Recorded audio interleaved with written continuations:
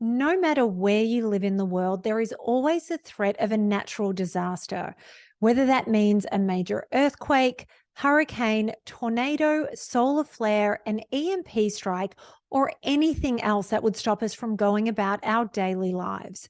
We should all be prepared so we are able to keep ourselves and our families safe. Today's guest has spent his entire career specialising in the disaster planning, response, and recovery industry, working both nationally and internationally. Currently, he is managing partner at Strategic Response Partners, one of the most preeminent and largest disaster management firms in the US. I am so happy to welcome Steve Slepcevic to the show so he can explain what provisions we should have and how to navigate life in the event of a major disaster. Steve, thank you so much for taking the time to talk to me today. Just as we're getting started, can you talk a little bit about your experience in the industry? Well, I think it just starts with when I was a little kid watching TV, right? Watching, people float down in makeshift rafts after a major flood in a town. Seeing people stand in front of their home in pajamas at 2 o'clock in the morning while the fire department showed up to put the fire out on their home. And I was always fascinated with that, both natural disasters and just the daily type disasters, right?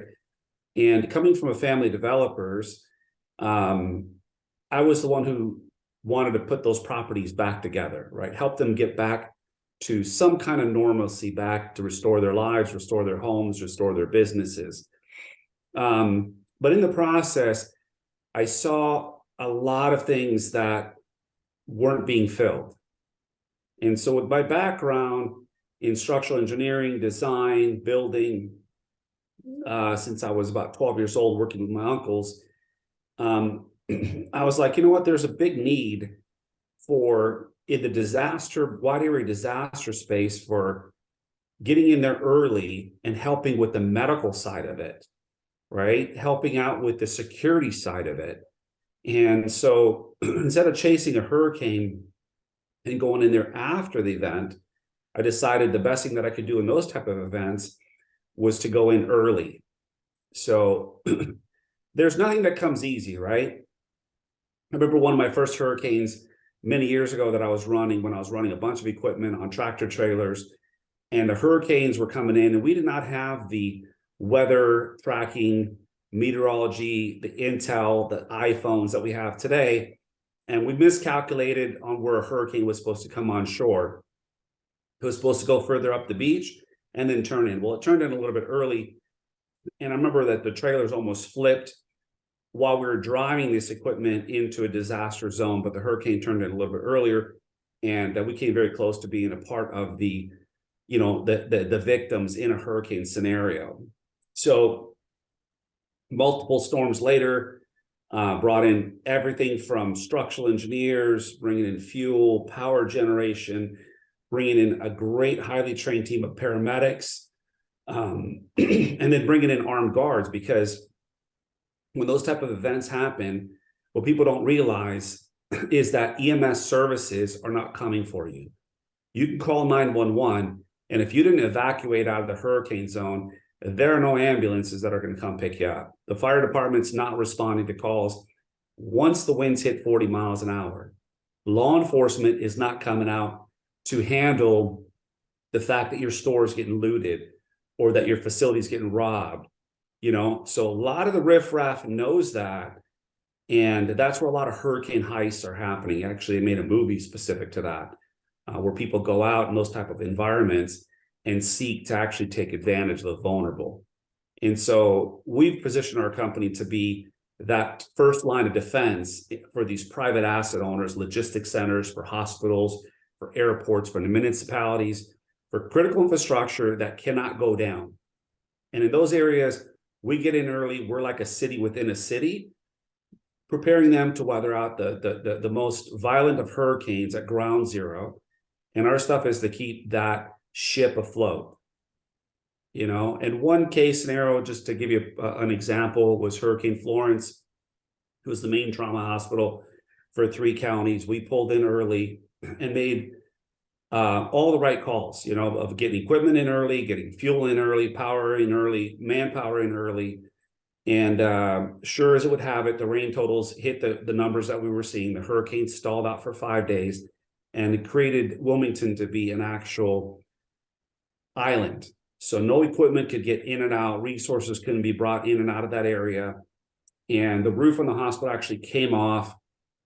We assisted in shrink wrapping on the 4th floor, pulling toilets, diverting water down the drains, keeping the water off the power panels, and successfully kept that hospital operational in the hurricane to the point of where they actually successfully performed 17 life-saving surgeries during that hurricane.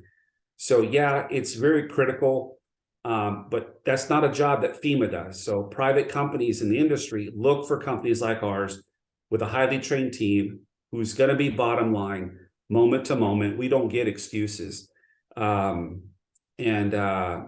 We just gotta, you know, we operate in that place that is constant. You have to constantly be looking at what's another possibility, what's another possibility, what's another possibility. There's never a moment where it says, if this doesn't work. No, that doesn't come out of your mouth. You don't have an option. You're here, and all I want to hear is what's another possibility. Okay, that's no longer working. What's another possibility? And I laugh about it because there's been many scenarios like that, and we've pulled off some, I would say, miracles, but I think a lot of it has to do with, you know, the spiritual space that we operate from. You know, there's a lot of angels around working around us in those type of environments, and it's much, much greater purpose than what we serve as individuals. I would say personally that keeping a hospital able to do life-saving operations during a hurricane, I would say that's a miracle, because you don't imagine that being a possibility in any circumstance once the hurricane is sort of over them. So that's incredible. Yeah.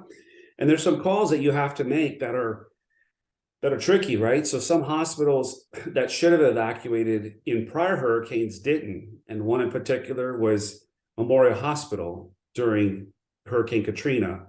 And there's a documentary on what occurred at that hospital as a result of the power not getting shut down and the place getting flooded, and the people that were murdered in that hospital as a result of running out of resources. So people don't like to talk about that, but there's so much stuff that happens during these type of events that once you're in it, you better know the companies and the relationships that you're in with, because you're in it to ride these events out.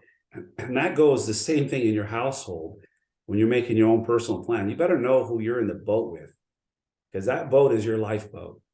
And this is where preparedness comes into it, because as I said in the intro, you and I are in Southern California. We have the constant threat of earthquakes, and we're always being told we have to prepare for it. But there's flood zones, there's mudslides, we've got tornadoes, and it's tornado season right now as we're filming this. There is the ever-present threat of the solar flares. We've had balloons flying over the US in recent months, so there's a possibility of an EMP strike. We all hope that none of this will ever happen, but we do have to be prepared. I wanted to start with, because we're in Southern California, the whole thing about earthquake preparedness, because we hear about it on the news quite a lot, and especially whenever there is an earthquake somewhere, we get told, make sure you've got your earthquake kit ready, prepared, up to date. When I Googled what we need, or what we're told we need for an earthquake kit, it's that we should have enough food and water for 7 to 10 days. Is that enough? Okay, so we're going to break this down in little pieces, right? Which I'm grateful for. But I'm gonna start with a little bit earlier. None of this planning makes any difference if you spiritually are not grounded, because it's gonna require a specific mindset. And when something happens, people react and they panic, right? And when they start to panic, they enter what they call like a fog of war. So I'm sharing this with your audience that the greatest and most important thing in any preparedness is spiritual, right? If you're really truly grounded spiritually, you're not too afraid of what may happen to you, and you're operating from spirit, because a lot of times you're going to have to tune into that natural knowing and the spirit leading you, that's prompting you, that's telling your gut's telling you go in that direction. And I promise you, in most cases that I've seen, when you're listening to that prompting, it's the right choice. You know, it's something that's coming from God, source, however it may be that you believe in. Tune into that. So I'm going to break it down from there. The other part of it that I want to share with is, when it comes to planning, the most important thing is, I always say, personal planning first.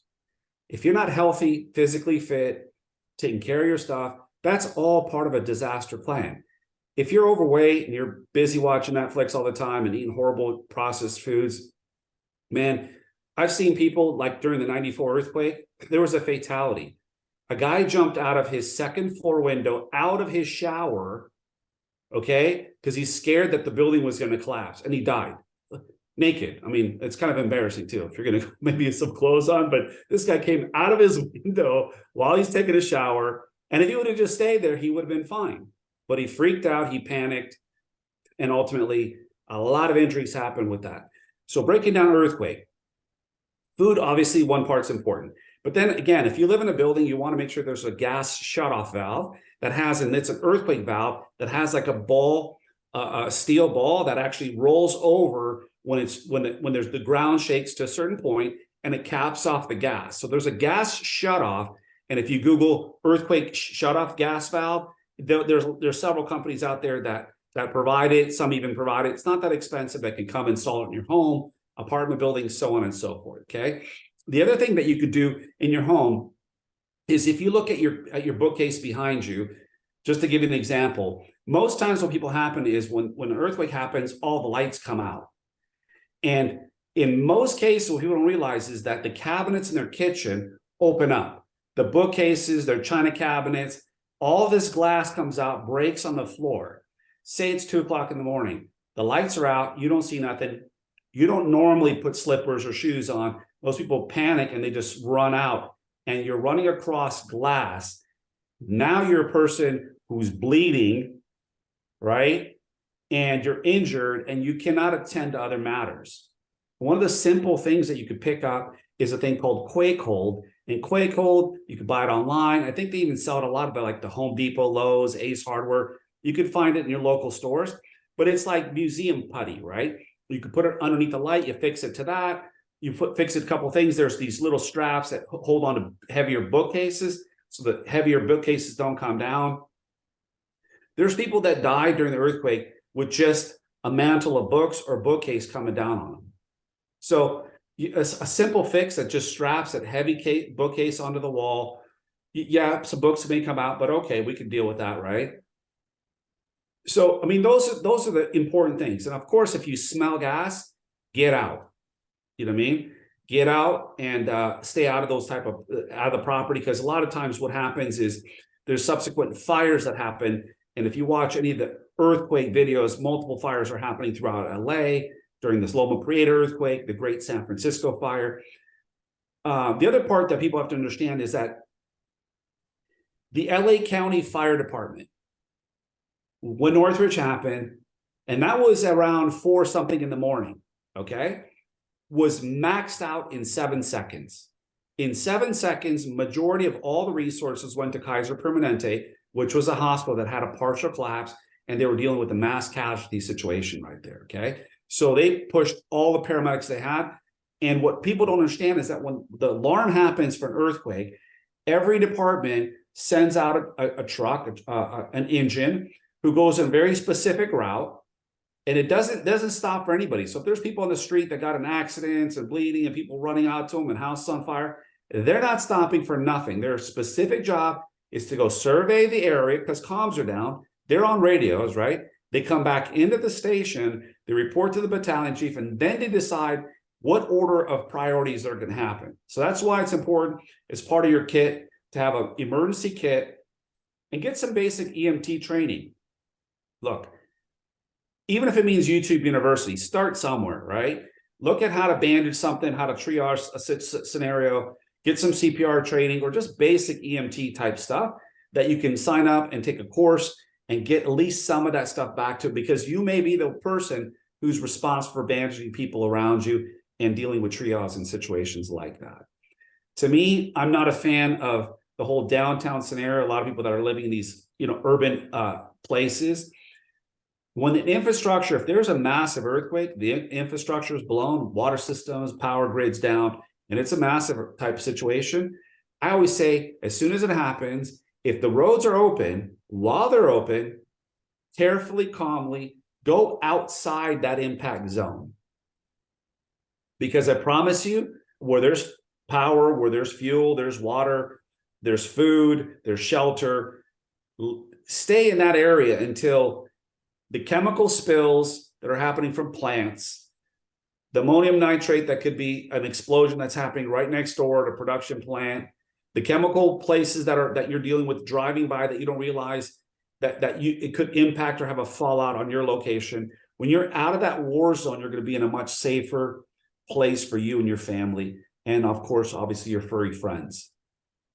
And is there any way you can, because in California, we have the fires that happen most summers, and then often when we get rain straight after that, we get mudslides. Is there anything people can do to prepare for a mudslide?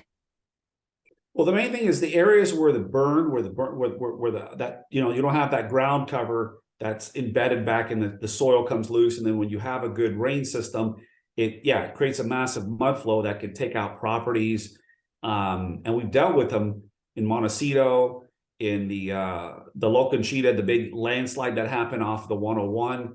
I was within 15 minutes of that hillside coming down because one of our offices was at Westlake that day, and I was literally driving by when I got a call that, hey, this landslide just happened behind you.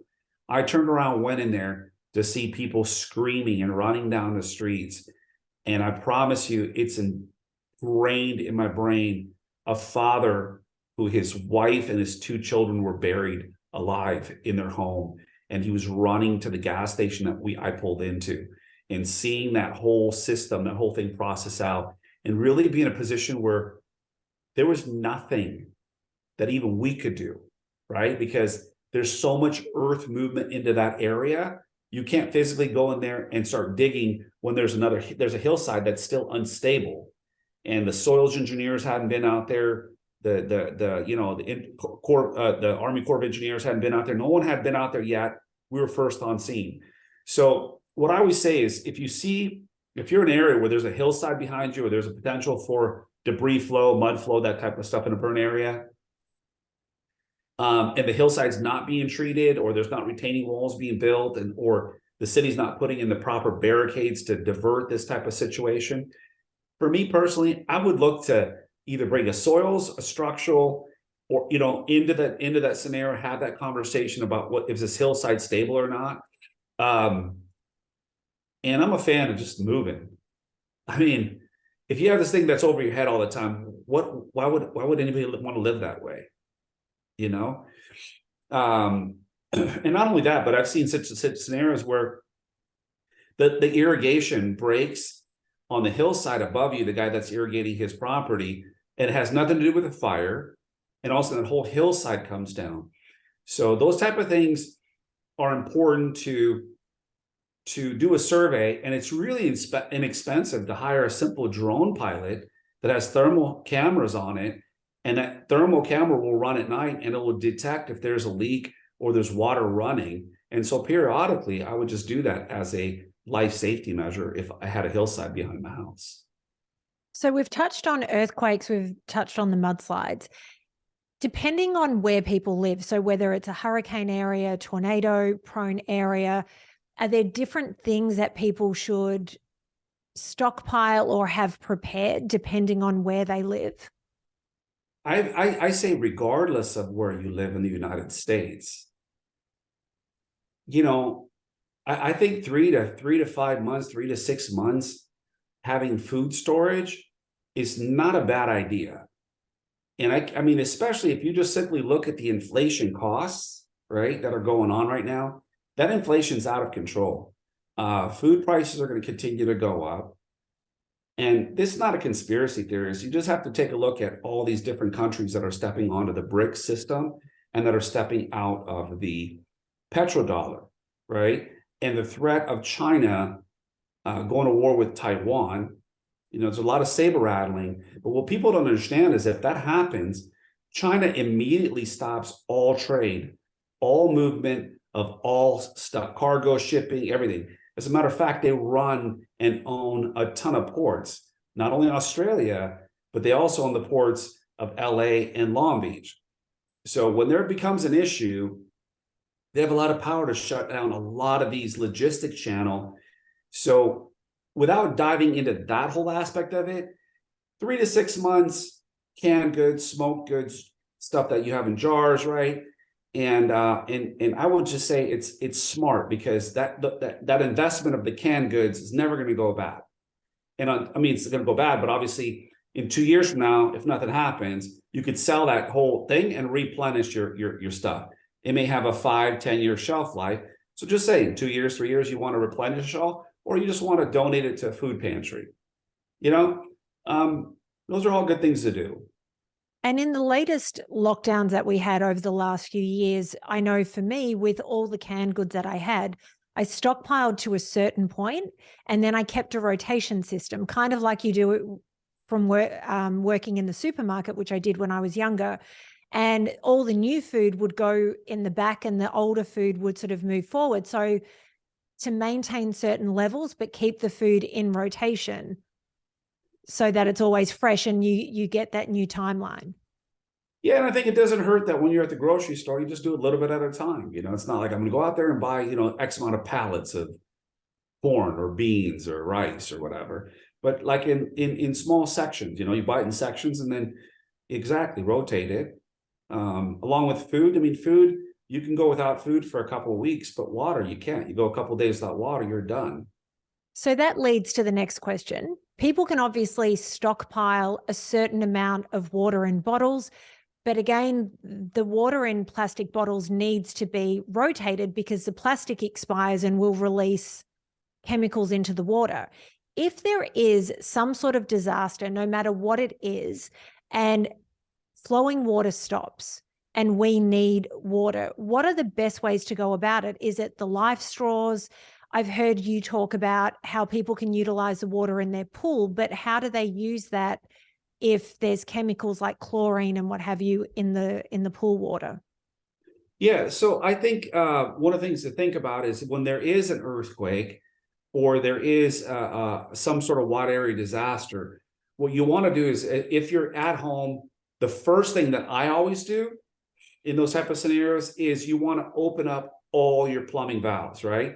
You want to stop, make sure you secure the tub, all sinks, and create an entire water, like just load up your showers, load up your bathtub, your sinks, anything you can, until the water just drains out of the pipes, because it'll run for a certain amount of time. That's kind of backflowed, and then it's done. So once the faucets, and it just assists with a little additional water storage, right? Life straw is okay, but it's really kind of a one use. You can only get so much water filtered through that life straw at a time. I'm more of a fan for a Berkey filter, and Berkey filter can do multiple gallons at a time, and it cleans out. I mean, you could put river water in there, and it's one of the highest filtration. It's not Brita, it's way better. This is like carbon filters, and the amount of filters that it has on it removes all types of toxins, bacteria. Like one of the things that I've shared is working on the border. One of the biggest reasons that most people are dying in the desert is because they're drinking from the streams. They're picking up a parasite, a bacteria, or some type of stuff. They start throwing up, and they dehydrate themselves, and then they're done. So having stagnant water filled with bacteria, stuff like that, that's going to get you sick. So Berkey's one of the things. The Life Straw also has other Life Straw type, the bags that you could use that filter, and again, depends on how many people are going to be in that place. You may want to get a little bit bigger bag to process it, or, there's different levels in the Berkey filter.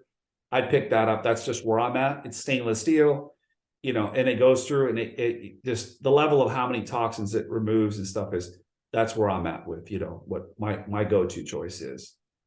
And will they work with pool water as well? Yeah, you can do it with pool water because it removes the chlorines and all that type of stuff. It captures it in the filters. Yeah. Then we move on to thinking about power, because obviously we are a society that's very reliant on power to keep our phones going, the internet going. Depending on the disaster, they may be out, but just general things sort of around the house to keep us going. Is a generator the answer? Well, the generator is only temporary. That's the thing. It's, people don't understand. People think, oh yeah, I got a generator and I'm good. How long do you run in that generator? And when it comes to power being out, okay, so in a hurricane area, you could be out of power for a month, up to sometimes 3 months, right? But you still are where you can be outside that zone, come back in. Most people, when they don't have power at their house, they're not staying there. Can't keep refrigeration, the water's not running, the pumps are not running, you can't get fuel, so when it comes to power generation, it's a temporary fix. Now, there's a lot of talk about the EMP. There's a lot of talk on that, and the jury's still not out. Some say 10% of things won't work, some say 70%, some say 100% of the stuff's going to be out, right? We can't be at 100% really. I think maybe 90, because there's stuff that's EMP proof, right? If you have I think it's 1972, I'm not sure exactly what date it is, but you can pull it up online. And the older vehicles are going to be EMP proof for the most part, right? You're going to want to get, obviously, the spark plugs and the cap, your points, and have that as a secondary cap. So in case that stuff shorts out, you can switch that type of stuff out. It is also beneficial. They say it's been tested. I've seen some of the studies on it. It looks promising. Is a product called EMP Shield. It's inexpensive. You can put it on your vehicle, and it's supposed to work. So I say I'd rather take a chance with that than nothing on my vehicle, right? Now, hybrids, electric vehicles, I hear that those are almost very difficult, if not impossible, to EMP proof, because it's pretty much a battery and electronic computer on wheels, right? But what people don't understand is that if there is an EMP strike, now, you just have to look at what's going on in the world, right? They're issuing 50 plus senators are getting sat phones for disruptive event. The World Economic Forum put it out there, and they announced the fact that there's a cyber pandemic coming that is going to be the likes that's going to pale in comparison to COVID. So it seems like they always kind of give you this forecasting of what they're going to do before they do it, or that it's inevitable. How is it inevitable unless somebody's controlling the levers? So that's me. I'm not a conspiracy theorist. I'm a person that says, if it happens, let me get prepared. So if there is a cyber attack, China, Russia, our own intel, a false flag, I don't know. I don't care, right? Do I control that? I can't control that. But what I know is that if the power goes out in the first 90 days, 60% of Americans will be dead, according to the actual charts, the statistics, right? Immediately are going to be the people that are affected in critical life support situation, people that have pacemakers. Now, some say the pacemaker will reset itself. I don't know. If I had a pacemaker, I'd hope to God it resets itself, right? I don't want to be the guy that's going down. But the other part of it people don't understand is that there's going to be a run on the medicine, right? So the pharmacies will get raided. People that have insulin will run short real fast, because typically their insurance pays them for whatever medications they're taking for that time. And then they got to get a refill 3 months later. They have a 90-day supply. That's going to get wiped out. So in that time, when there's power goes out like that, you want to make sure that whatever cash you have on hand, and for me, I always say, how much you're going to need to be able to get what you need within the first 4 hours. Because after a certain point, you cannot trade cash. Person can come to you with $1,000 and go, yeah, that's great. I need food. The other person says, I need fuel. I'll trade you that for this, for that. It becomes a barter system. And if people just study what happened during the Great Depression, right? What people have to understand is back then, some of the biggest commodity was protein, right? Beef, getting food, getting sustenance, right? I think it's 80 something percent now live in the urban cities. Back then, they were rural towns, right? So when all this stuff's happening, I also take a good look at the fact that 22 million people last year alone moved out of the urban centers, right? So there's this animal instinct that says, hey, there's something coming. Like, animals can sense an earthquake, right? Birds migrate to an area that the snow's coming, and we got to get over to the area where we can, live and thrive during the winter. And so I think that even as human beings, those things are starting to shift, that the urban centers aren't the place to be if you're going to survive in a power outage. But what happens is that once people start leaving the urban cities to go get food and maybe hunt and fish for a while, that's a short-term answer, because people that have land that you're going out to try to hunt on, they're like, they don't want you there either, and even during the Great Depression, they even talked about it where somebody spotted one deer, and it made the front page news, because people were all hunting back then for food, for survival, so power generator, I get it. It's good to have it for a short-term basis. There's a lot of benefits with having solar as well. But again, in a Faraday sleeve, putting it in a Faraday blanket to protect the components in it, that if you're going to be charging stuff off of it, you can. But then you have to go to the basics. You got to have a gill net to trap fish. You're going to want, if you're going to be hunt while you can, right, with whatever firearms you have. You're going to want to be able to have like a fire striker thing that's of course you're going to have lighters, but once the lighters and the fluid run out, then you're going to need a striker type stuff. You almost have to be like as if you're living in survival mode off the grid. When you say striker, do you mean like flint? Yes, like a flint. I actually have flint. I was very proud of myself when I ordered that. Everyone thought I was nuts, and I went, I may never use it, but I like knowing it's there because it means I can cook. I can boil water. I can do things. If there is an EMP strike or a solar flare, because we don't know what will happen, would batteries be affected, as in batteries that we put in torches and things like that?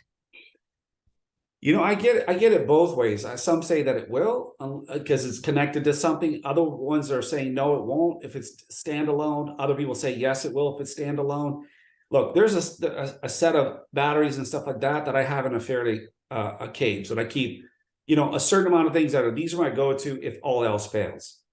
So I'd say it's a +1. You don't have to go crazy. You could almost have like a kennel, like a dog kennel, and you could wrap it in a Faraday blanket. You could pick those things up on Amazon, right? So yeah, I mean, that type of stuff. But a lot of it's going to be at that time also working as community, because in those type of areas, you're going to want to stay protected if you're going to be in a specific area, or there's going to be what we call our BOO, or base of operation, right? And we're going to be anchored in there because you're going to need security around the clock, right? If you're the one who was smart and stored up food, well, the people that didn't, when they're hungry, they'll do anything to get to the food, right? So it's not going to be you and one gun when you have 20 people. And if you look at any of the societies that have collapsed in Africa, in Venezuela, and just even when you saw the power outages out there, Western society is not prepared for it. There will be a run on the food. The supermarkets carry 3 days of groceries that are on a normal day, they carry 3. You put a rush on it, that food's out of there in 1 day. You're 9 meals away, they say, from complete anarchy. So in those type of scenarios, you're going to want to have a great plan. If you're going to evacuate, which area are you taking? You want to stay off the main highways. It's no different than evacuating a hurricane zone. You're either out early or you're stuck in the soup, and that is going to be a war zone because people will go rob, steal, and it's just because people are going nuts. And if you see where the mental state of a lot of people are these days, I wouldn't want to be anywhere near it. talking about community, I know that when I've had conversations with friends, being that I'm on my own, and we talk about what we would do in an emergency situation, and providing I could get to them, we talk about what we have. And by coming together, it means we've got all bases covered, because some people cover one thing, other people cover another thing. And this is where, from my perspective, community is important, because I think it's very difficult for one person to be prepared for every single situation, especially if they're living in an apartment situation and then they've got to go find somewhere else to go. It's hard to store all of the things that you're talking about to keep us absolutely prepared without needing to rely on anybody else. The other thing so there's a couple of things that I want to go back to that you've touched on. So fuel, obviously, we can stock up to a certain point, but that also will run out in a disaster situation. Is that correct? Yeah, in any disaster zone, the power goes out, you're not pumping fuel. Fuel ain't coming out of the ground. So either you have a fuel cell or you have a fuel source that's bringing fuel to you. So here's the thing, never let your car really go empty, right? I mean, you want to be able to get somewhat decent away from the city. Okay. So I'm just going to tell it like it is. If you live in an apartment, you're living in the city, right? Know what the type of disaster it is. If it's an EMP strike, I'm telling you, the parts are coming out of South Korea. It could take up to 2 years. Okay. Logistic nightmares right now, breakdowns in society. If it takes you 2 years to get these parts into the US to be able to get our grid completely back up, yeah, it'll go up in phases, right? But we could be at war at that time. So if there's an EMP strike, the last thing you want to do is stay in the city. You're like, okay, you know what? I better either deal with it now and have some common sense, load up my car, and get out of Dodge, because society is going to break down in those areas and you don't want to be anything part of it. So when it says part of community, find a location that your friends are going to be outside the area, become friends with the farmer. I'm just telling you, right? You know, that's the reality of it. Organic farms, get involved, volunteer, get involved now, so that if you need a place to go to, that you need a place to go to and shelter with your group, you have that in place. That's going to be the 10% that survive, are those people that think that way, because 1 in 10 are going to be the people that say, let me just say nothing is wrong here, right? And air power is going to be on tomorrow. And this just looks like a global cyber attack, and they'll fix the sleeper cell software, malware, whatever, right? And I'll just, hey, go drive out of that area, be there for a few days. Everything comes back on. We'll get back into your zone, right? What's the worst thing that can happen, right? You got to empty your fridge out and get a new fridge. Great, that's fine. I'll deal with that. But if it starts to break down and the roads are blocked and there's chaos and mayhem on the street, you don't want to shoot your way out of those type of scenarios. So before we get to getting out of the cities, the satellite phones. Yes. Because that's obviously what has been given to at least 50 of the senators. And I know that you've got a satellite phone. Will they still work in the event of an EMP strike or a solar flare? No. So unless you have a sat phone and you keep it in a Faraday sleeve, which is, EMP proof, that's what it's supposed to be, right? But and that's working off satellite. They wouldn't give it to 50 senators for a disruptive event if communications are down. Well, what communications? Telling the senators, well, your cell phone's not going to work. Well, what's going to take the cell towers all out? An EMP, right? An attack on the grid. Somehow the power that generates the power from the cell towers is not going to operate. So your next best thing is a sat phone. So for us, we carry the Emersat and we carry the Iridium. I'm a bigger fan of the Iridium because it's got many more satellites in the sky. Emersat, I think, is running on 3 satellites, right? And Iridium is globally. Emersat is mostly, I think, the Western states. So for me, that's one of the better things that we have. I also have, every team member has a bivy stick. And the bivy stick is, you can send an SOS signal from it. It's also a SATCOM, and you can pair it with your phone. Now, what I do is I have a separate Nokia phone, just a basic smartphone, and it's paired with the bivy stick, and it sits in its own Faraday sleeve.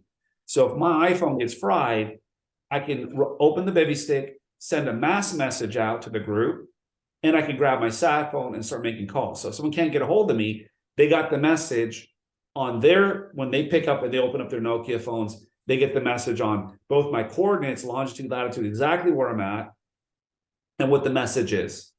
Then we have one step further, like when we're working the border, because sometimes we don't have comms out there. And if the team's spread out further in different parts of the border with the drone team and the security team, we're running the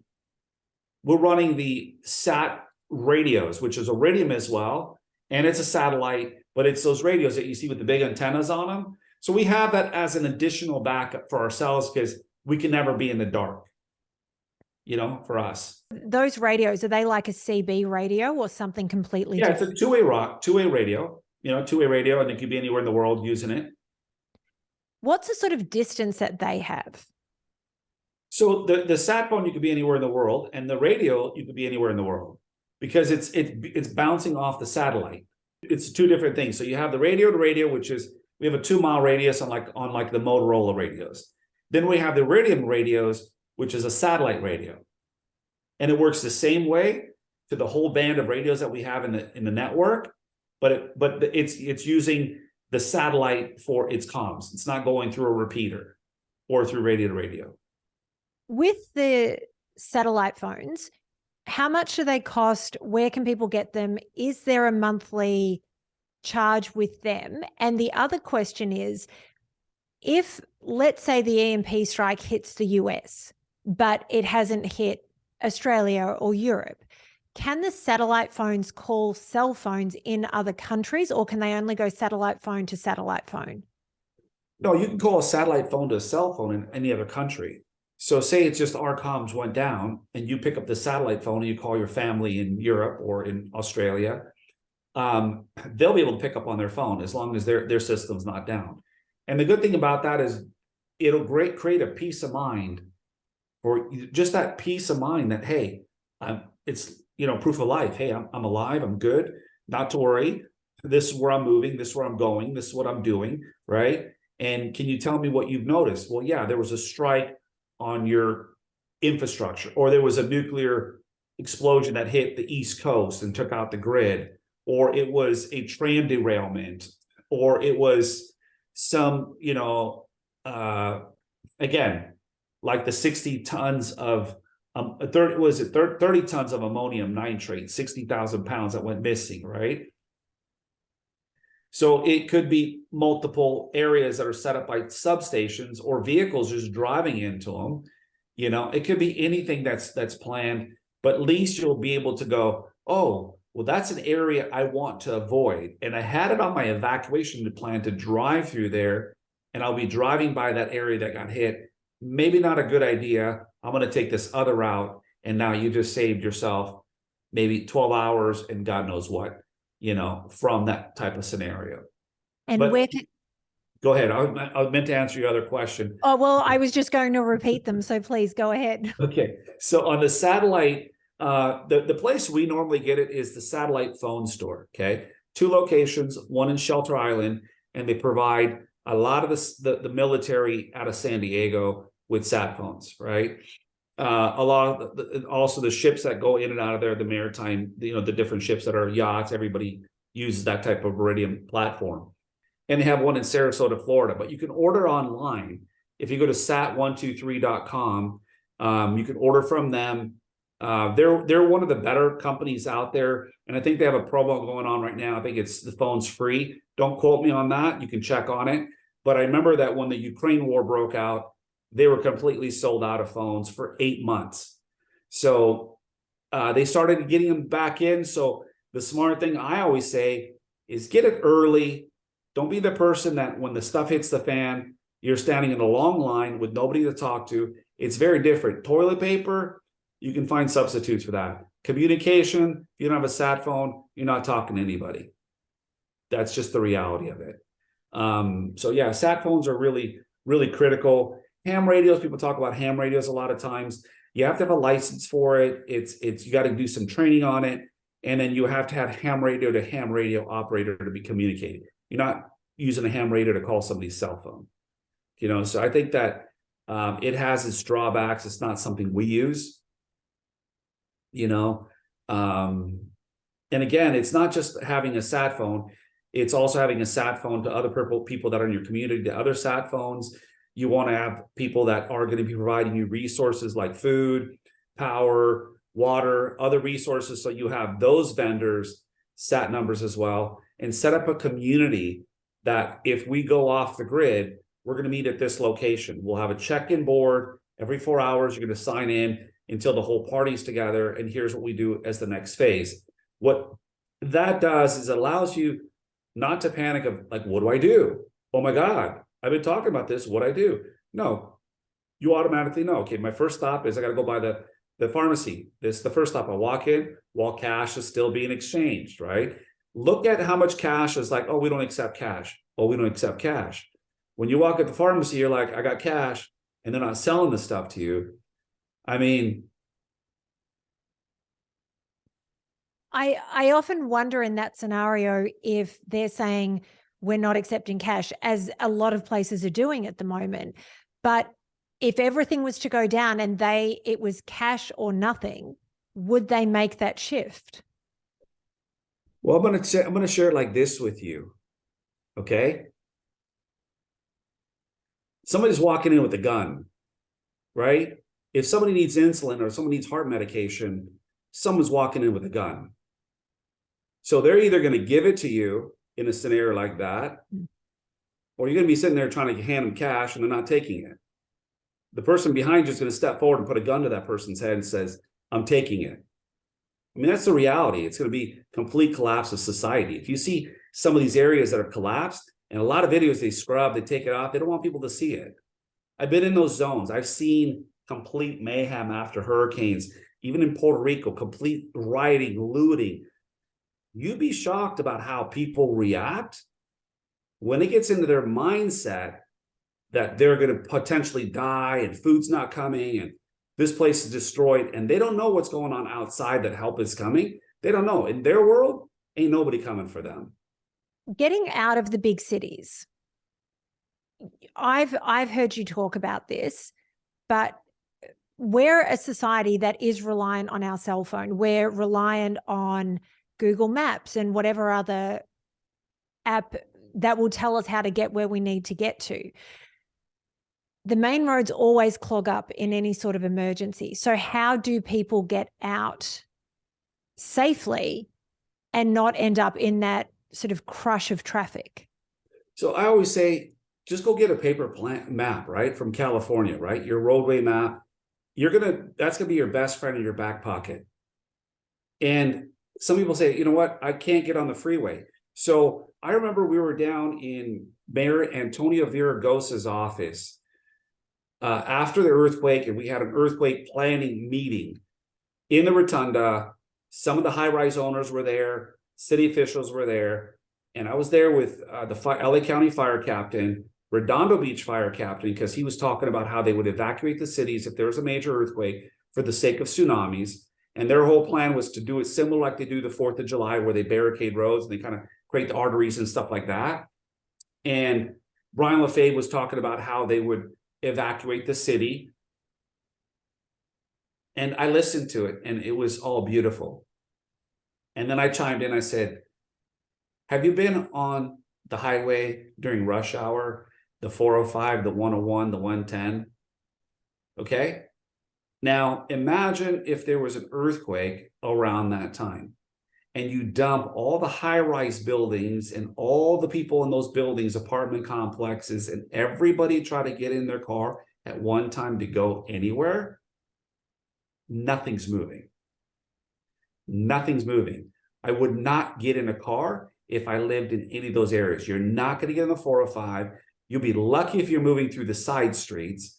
And that's why I have bicycles at my house, right? I don't live in the city for a big reason. That's why I moved out of the city, because I lived in the South Bay. I'm like, when I saw the plans of what it looks like during 4th of July, and I grew up in the South Bay as a kid, my whole life, I'm like, nah, we're moving out to North County. So my house, the whole backside of it is a natural preserve, right? I'm on the very top of a hill. I have high ground. I can see everything around. I got 3 natural water sources around me, including a big tank, a water reservoir that's like a couple 100 feet from my house, right? I specifically positioned myself in an area that if I need to anchor in place, I can anchor in place here and I can survive. I can still make it down to the beach with my bike and back. I could fish there. I don't know how much I'm going to catch, but whatever, right?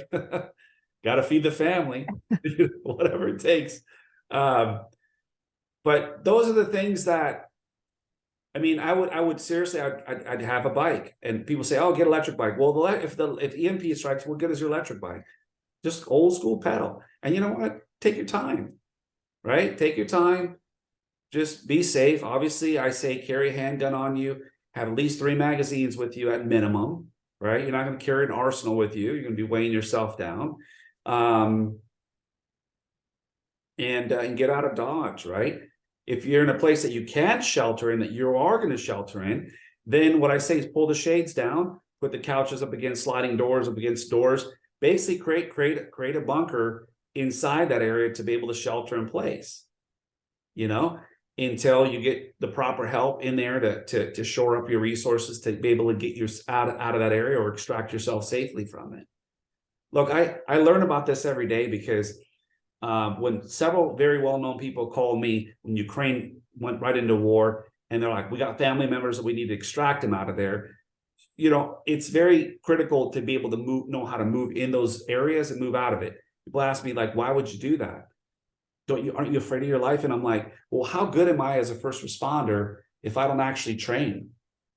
Right? Maybe that was my day that I would get taken out by some small arms fire or something, a bomb or something in Ukraine. But that wasn't what it was about. It's about going in, getting the experience, because there's nothing that replaces real world experience that allows me then to be even more prepared and take that knowledge to the team. And then, of course, share it with your audience, And when I've heard you speak previously, you've talked about, so in LA, using places like the LA River, if the 405 and the 101 are all bumper to bumper and you need to move, to go down and use things like the LA River to be able to navigate and get to where you need to get to. How would somebody get to the LA River to be able to utilize that? What I always say is, if you're going to create an evacuation route, get on your bike. If you were to drive it, get on your bike and just see what route you would take that keeps you out of the main flow of the urban traffic. So the LA area has got fencing and gates and all kinds of openings that you can easily get through. And whether you're riding on the top part of it or whether you're able to get to the lower part of it, you know what I mean? You're staying out of, I feel, the chaos. And that's really what you want to do. You want to remove yourself from the civil unrest that's happening, because in those type of scenarios, you'll have gangs that'll be roaming the streets, right? The law enforcement is not going to be able to respond. I mean, on a small scale, on a very minute scale, if you didn't learn anything what happened with the BLM movement and the defund the police movement, if you didn't see what was happening on a small micro scale, imagine the whole system goes down. And anyone that watched the BLM riots, I remember watching it through Santa Monica in real time. And I said to the people I was sitting with, I said, they are about to start the looting. And they said, no, they're not. Not 2 minutes later, it began. And once one starts, it becomes a free-for-all. It's almost pack mentality. They're doing it, so I can do it. Well, what you'll have is even the people that never thought they would in a wide area disaster do. You'd be surprised. Those are the people that didn't prepare. I don't want to be a part of it. I won't be a part of it. So for me, I've done everything to shore up my stuff: food, water, medicines. They're getting the medicines ahead of time. I mean, there's global shortages on antibiotics, there's a global shortage on many type of medications. So what I'm saying is it's probably smarter to get this stuff ahead of time, because a lot of the medical precursors that make the medicine come from China. China moves on Taiwan, they're going to shut all that down. Just telling you. The other thing for me that I think is important is the natural remedies, whether people believe in them or not. If you're in a situation where nothing is available, something is better than nothing. At least you've got something that might work as a natural antibiotic or whatever else you may need. And majority of our pharmaceuticals are made to mimic natural properties of natural medicines that were used for hundreds and thousands of years. Yeah. I mean, that's a lot of it, that's foraging, knowing the herbs and the things that are edible around your property and what medicinal qualities that type of stuff has. Yeah. I mean, that's stuff that you can even plant and just pick up and watch online on some things that you can get the different types of herbs and what they're good for, right? One of the other parts that people miss so many times is hygiene is going to be critical from preventing disease. I mean, clean water and just being able to shower and keep yourself clean is why most of the diseases disappeared. I mean, you could thank your plumber for that, you know what I mean? But that's the reality of it, right? So, you know, making sure that hygienically you stay clean and that you treat any scratch as if it's a major trauma. Like, you got to make sure that you clean that wound and you keep it very clean, because that'll take a person down really fast, those infections. You've talked a few times about guns for safety, and especially when you're traveling. For people like me, I don't actually know whether I'm able to have a gun because of my immigration status. I'm not a citizen yet, so I don't know what the rules are. So other than aligning myself with people that have something like that to help protect me and where I am, is there anything else people can do short of owning a gun to keep themselves safe? Yeah, I mean, you could, you know, obviously some of the stuff that's really good is a taser. Tasers are excellent, you know. You can also have, I like those, the batons that slide out. They're short, but you can flip them open and it has its steel bar, just slides up and real nice and quick. Bats are excellent, but if you're carrying a bat in your car, make sure you have a glove and a ball. You understand? I do. There's a reason for that. Okay, so but again, I'm not giving you legal advice, but so my daughter, you know, she has a taser. She has a blade as well, right? And it's on her ankle. So some people say, hey, you know, that's a concealed carry. And I'm like, yeah, I know. She'll deal with the misdemeanor. But if something happened, I know that she knows how to keep herself safe. I've trained her on so many different modalities of how to, in the self-defense aspect of it, but absolutely have extreme amount of discipline and mental awareness, because in those type of situation, it is 100% situational awareness. I always say, even if you can't own a gun, you better get trained on a gun, because it doesn't matter. If there's a collapse, you're going to grab any gun you could put your hand on. As a matter of fact, if you saw what happened in Ukraine, did they ask them, hey, are you allowed to have a gun? No, they're like, you're Ukrainian. Here's an AK-47. I know you've never shot at grandma, but we're going to, you know, everybody saw that scene, right? But you're going to protect your village. And that's really what it comes down to. So what, to me, every time I see these people scream, you know, we got to defund the police, we got to disarm the Americans, we got to get rid of these assault rifles. It's not an assault rifle. You know what I mean? That's not even the name of it. The AR does not stand for assault rifle. And the fact is, everything that California and New York and Chicago and these heavily gun controlled areas have absolutely the highest crime.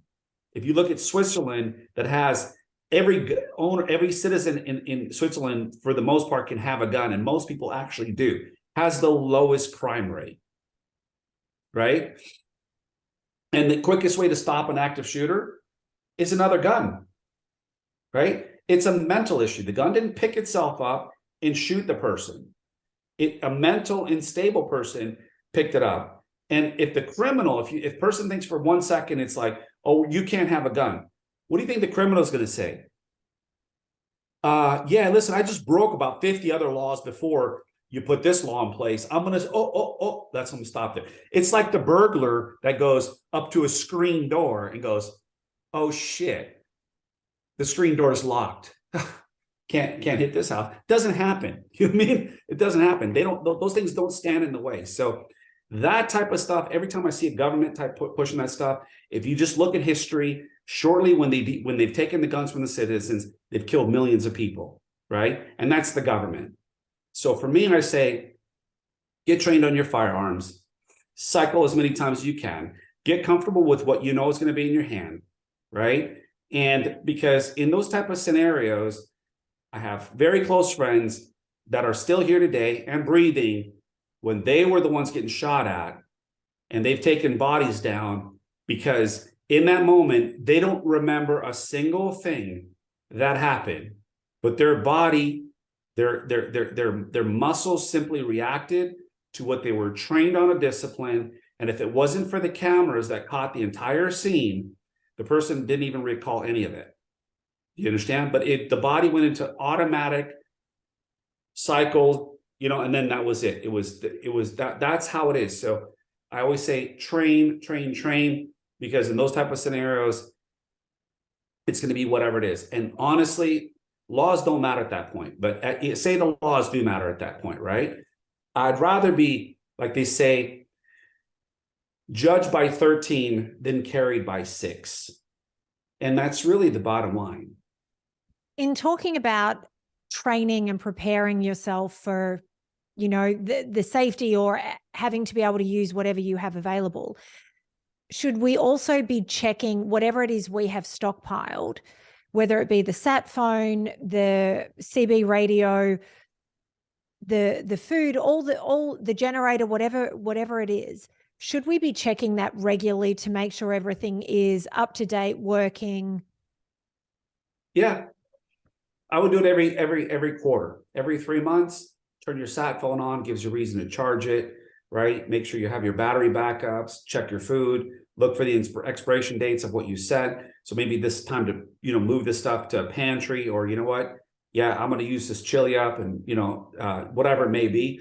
So those are the type of things that every 3 months, it just kind of, you set an alarm on your phone. It's like changing the batteries in your smoke detector, right?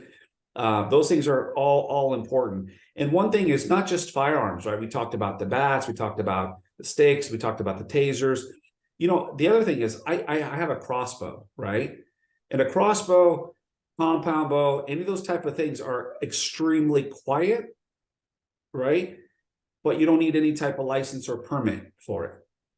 And the Raven 500 is pretty close to the speed of a bullet.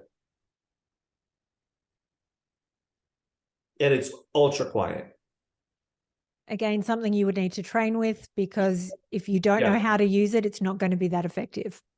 Exactly. And then you'll want the crank on it because it's a little tough to pull it back. So it's not as quick as a cycling a gun versus running a crossbow. Just to finish up on the whole money aspect of it, how important do you think it is for people to have gold and silver? I mean, I think it's important to have some sort of gold and silver. Now, I'm the kind of person that I want to be able to carry it with me, right? People like, oh, well, this card is gold back, you know, and then you could buy this thing. I'm like, no, it doesn't work for me. Now, you can get gold coins, and that's thousands per coin, right? You're not going to be able to break that when you just need some bread and some milk, you know what I mean? Just to give you an example. So they have smaller type of little gold tabs that you could break off. There's also gold backs. If you ever seen the gold backs, and some people like gold backs where they take them in like 300 stores in Utah. There's a Utah gold back. There's a Wyoming gold back. There's a Nevada gold back. There's no California gold back, but it's like a dollar bill that's actually gold, and it has a weight and that one gold back is worth, say, $30, just to give an example, right? So the people that are in that space will trade for that all day long, but it's easy to carry, right? Silver coins are great. I mean, personally, I mint my coins, right? And I use them to give away. So I use it for a marketing purpose, but it has a value to it. But it also gives me a great tax write-off. So there's ways to move and how to move in that space, stay legal, stay compliant. But at the end of the day, you can have a lot of gold and silver, and somebody comes with the gun and ammo and they take all your shit.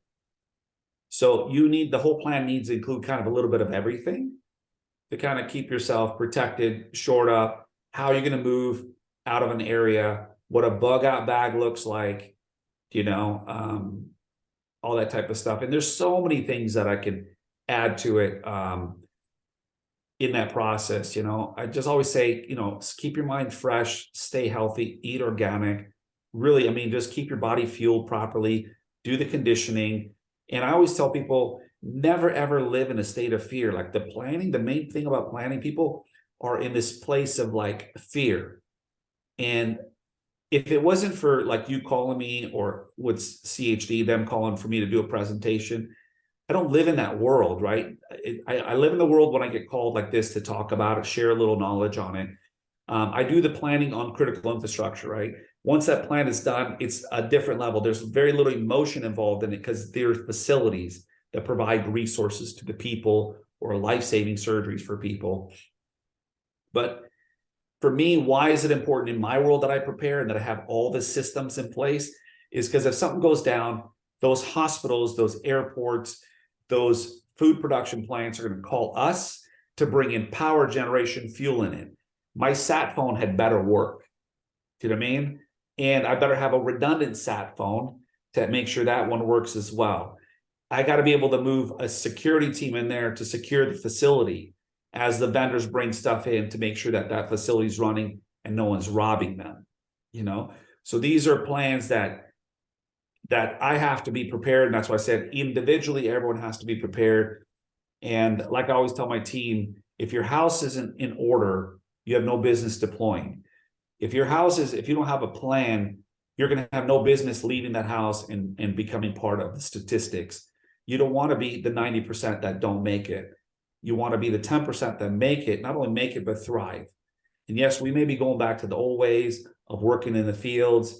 And I'm grateful for it because my mom raised me that way. My family still lives in Serbia. So I'll be there in a couple of weeks again, right? And this is on the farms and in the city because I can only take so much of that farm life. I'm being honest with you because I'm a little westernized, right? We've gotten used to the comforts of it. But I love it. I go out in the fields and I do the work with them. And these guys still live hardcore off the land, right? There's a group of cowboys that are up in Idaho that raise cattle, organic, grass-fed, and they have the organic dairy farm up there. So I love it. Why? Because I like to get in the bush with them, wrangle the horses, run the stuff through the fields, look at the processing plant, how they're, butchering the cows, and just how they live in their community and how they help communities outside of that thrive. So those are the relationships that I feel that everybody should be making at this time, because those people are going to be your best friends. The mechanics, the welders, the doctors, the ranchers, these are the people that are going to matter.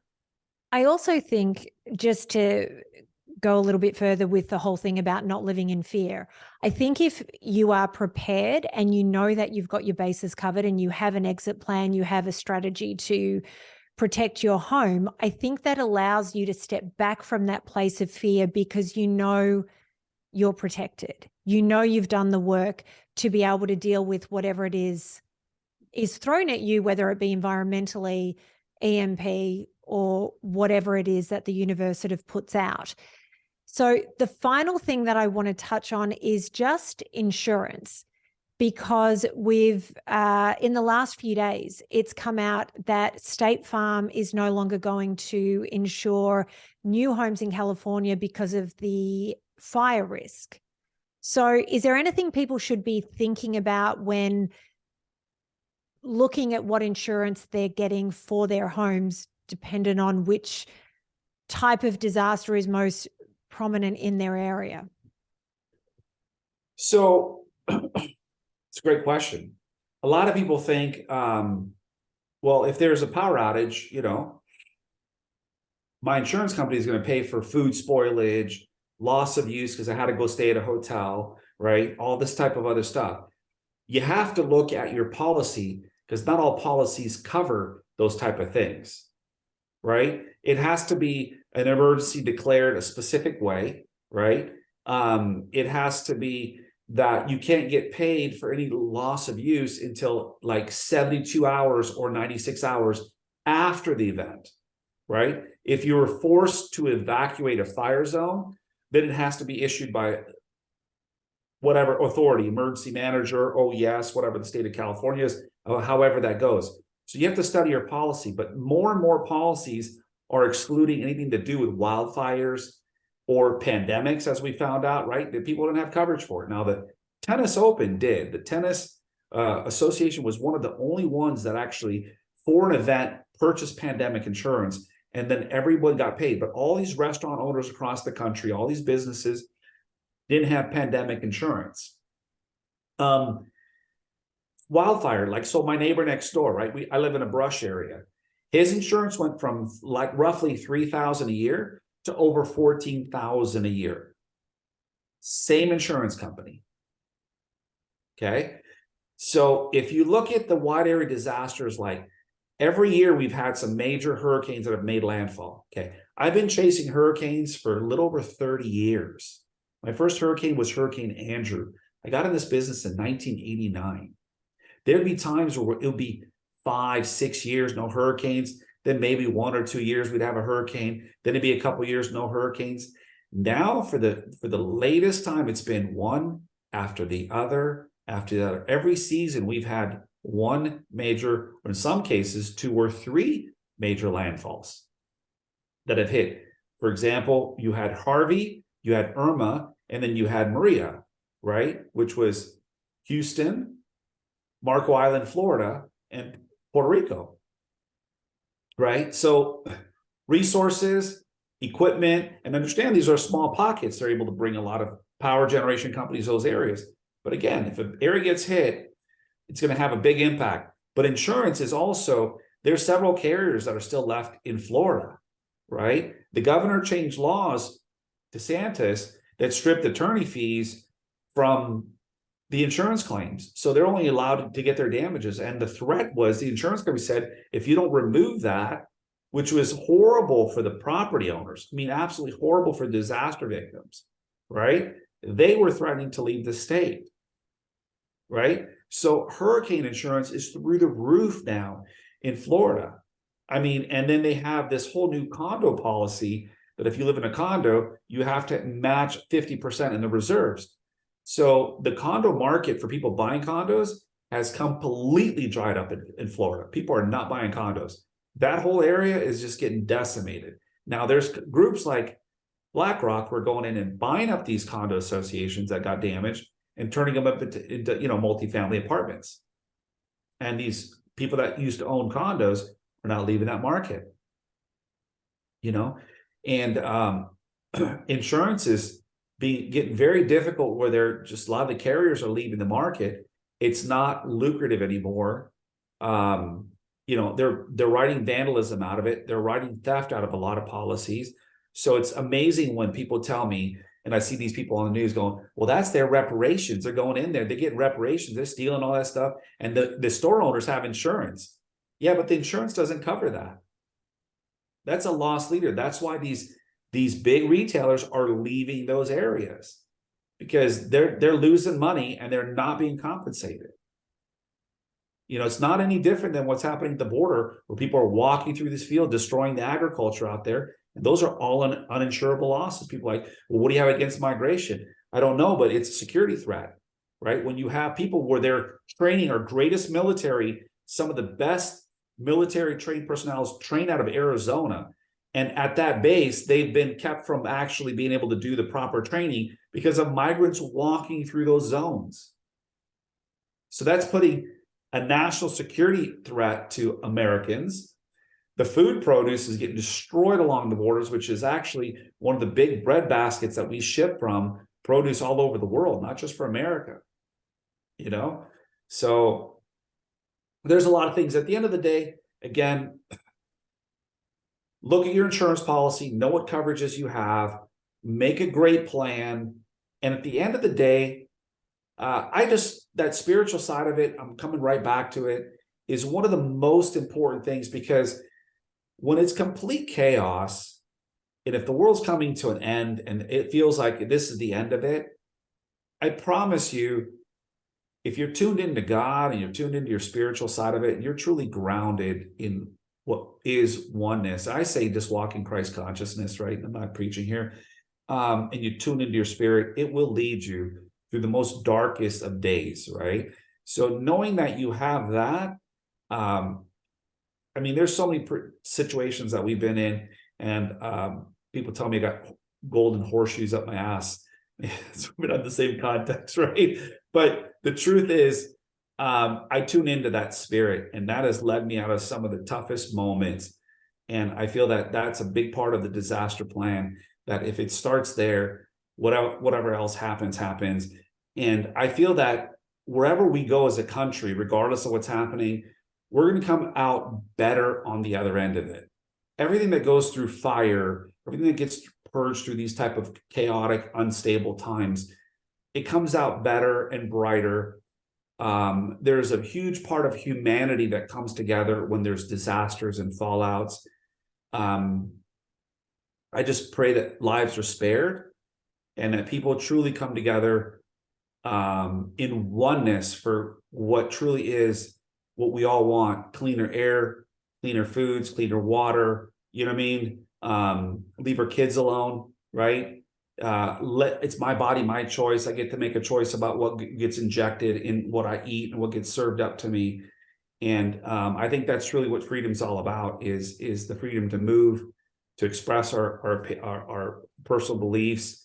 And at the end of the day, be loving. It's not a left, right thing. It's not a color thing. It's not a religious thing. It's really about humanity at the end. I think that humanity in disasters and always comes together somehow. That's really where I'm at.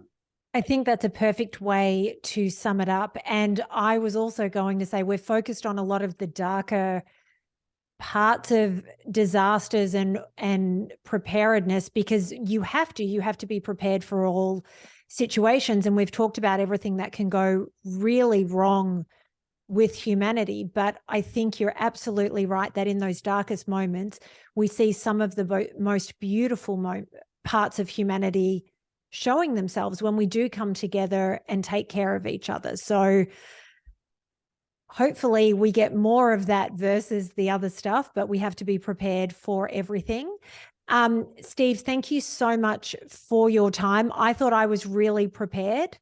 I have so much work to do to get myself ready for anything that may happen, and hopefully nothing does, but I think it's really important that we all do put the work in and get ready just in case, because we never know what tomorrow can bring. And again, the last few years have shown that life can change in an absolute instant. I will have all of your links and contact details in the description below for anybody that wants to follow you or book your services. Thank you so much. Well, thank you. Thank you for having me. And I appreciate you that you're putting this out to your audience, because it shows that level that you care, right? In preparing yourself, you're like, hey, people need to know about this. So I'm happy to assist. There is a website link that is not on our main site, because we typically only do critical infrastructure. I don't make personal plans, but I did put up a page under srp24.com/prepare. And there's some resources there, but a lot of the information that you can get is also online. I don't have any affiliate links because I don't promote products. I don't just, that's not where I'm at, because my stuff is really just helping people prepare on the personal side. And that way, the more prepared people are, the less there's people in our way when we're going out there to service an emergent need that arises. That's where I'm at. So thank you. Thank you.